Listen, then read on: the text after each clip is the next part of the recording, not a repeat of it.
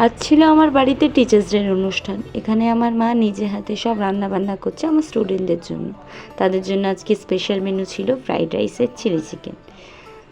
এখানে মা চিলি চিকেনটা রেডি করছে, প্রায় রেডি হয়ে গেছে। এখানে ওরা সবাই আমার রুমটাকে বেশ সাজাচ্ছে, যেখানে ওরা পড়ে। আমি বললাম কি দরকার, ওরা বললো বছরে একটা দিন দিদি একটু করি।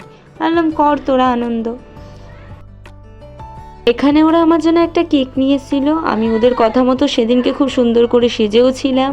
ওরা আমাকে দিয়ে কেকটা কাটালো, তারপর ওরা একটু আনন্দ করলো, নাচ গান করলো, বেশ নিজেরা নিজেদের মধ্যে আনন্দ করলো।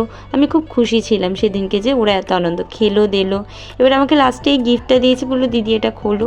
আমি তো খুলেই যাচ্ছি, খুঁজে আর খুলতেই আর শেষ করে উঠতে পারছি না। তারপর অবশেষে খুললাম, খুলে দেখলাম যে ওরা একটা খুব সুন্দর আমাকে ব্যাগ দিয়েছে। ওরা যে এই ছোট্ট ছোট্ট হয়ে ওরা এত করেছে, তার জন্য অনেক ধন্যবাদ ওদের।